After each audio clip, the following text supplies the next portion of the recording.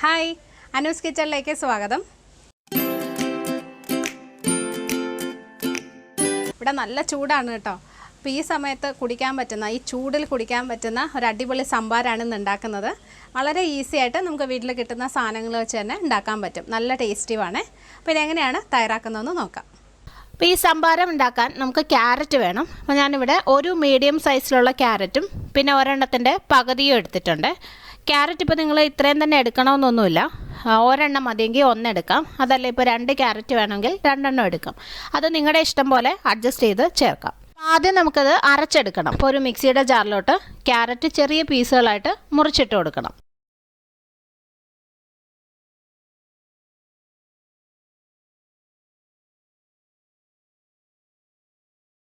Carrot ഇവിടെ ചെറിയ പീസുകളായിട്ട് മുറിച്ചിട്ടിട്ടുണ്ട്. ഇനി ഇതിനകത്തോട്ട് കുറച്ച് വെള്ളം ഒഴിച്ചിട്ട് അരച്ചെടുക്കാം. പറ്റുന്നിടത്തോളം നന്നായിട്ട് അരയ്ക്കാം കേട്ടോ. ചെറിയ തരികളൊക്കെ കിടന്നാലും കുഴപ്പമില്ല. അപ്പോൾ ഇതിനകത്തോട്ട് കുറച്ച് വെള്ളം ഒഴിക്കാം. ഇത് തണുത്ത വെള്ളമാണ്. ഇനി ഇത് നന്നായിട്ടൊന്ന് അരച്ചെടുക്കാം. ക്യാരറ്റ് ഇവിടെ ഒരുവിധം നന്നായിട്ട് അരച്ചെടുത്തിട്ടുണ്ട്. ഇനി ഇതിനകത്ത് ഇഞ്ചി ചേർക്കാം. ഇത് ഇത്രയുള്ളൊരു കഷ്ണം ഇഞ്ചിയാണ് എടുത്തിരിക്കുന്നത്. അത് ചെറിയ പീസുകളായിട്ട് മുറിച്ചിട്ട് ഇട്ട് കൊടുക്കാം.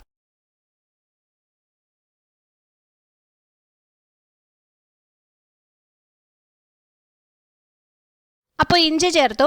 ഇനി പച്ചമുളക് ചേർക്കാം.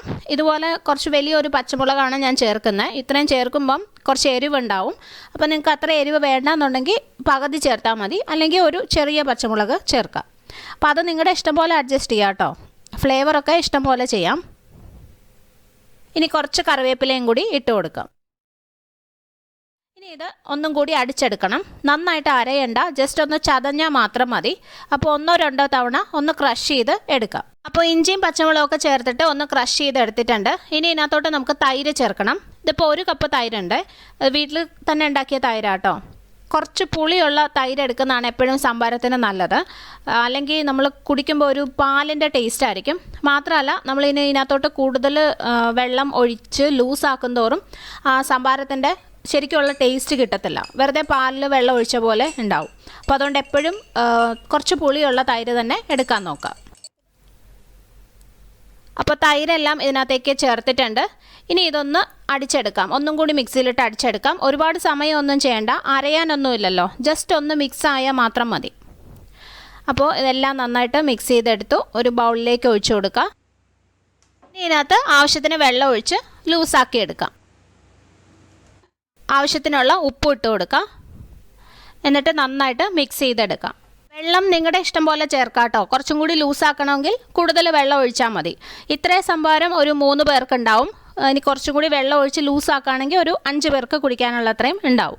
പിന്നെ നിങ്ങൾക്ക് വേണമെങ്കിൽ ഇത് നന്നായിട്ടൊന്ന് അരിച്ചെടുക്കാം കേട്ടോ. അതിനകത്തിപ്പോൾ കിടക്കുന്ന ഇഞ്ചി ചതച്ചതിൻ്റെ പീസും അതുപോലെ ക്യാരറ്റിൻ്റെ തരികളും ഒക്കെ അങ്ങനെ തന്നെ കിടക്കുന്ന ഇഷ്ടമല്ലെങ്കിൽ ഒന്ന് അരിച്ചെടുത്താൽ മതി. അപ്പോൾ നല്ല അടിപൊളി സംഭാരം റെഡി. ഇത് നമുക്കൊരു ഗ്ലാസ്സിലോട്ട് ഒഴിച്ചു കൊടുക്കാം. ഞാനിത് അരിച്ചിട്ടില്ല കേട്ടോ, അതുപോലെ തന്നെ ഒഴിക്കുവാണ്.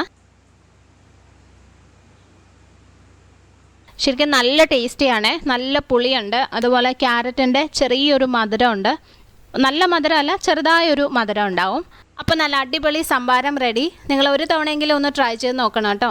ഇഷ്ടപ്പെടുകയാണെങ്കിൽ നിങ്ങളുടെ ഫ്രണ്ട്സുമായിട്ടും ഫാമിലിയായിട്ടൊക്കെ ഷെയർ ചെയ്യാൻ മറക്കല്ലേ. അതുപോലെ നിങ്ങളെൻ്റെ ചാനൽ ആദ്യമായിട്ടാണ് കാണുന്നതെങ്കിൽ പ്ലീസ് സബ്സ്ക്രൈബ് ചെയ്യണം. ഇനി നമുക്ക് അടുത്തൊരു നല്ല റെസിപ്പിയായിട്ട് കാണാം. താങ്ക്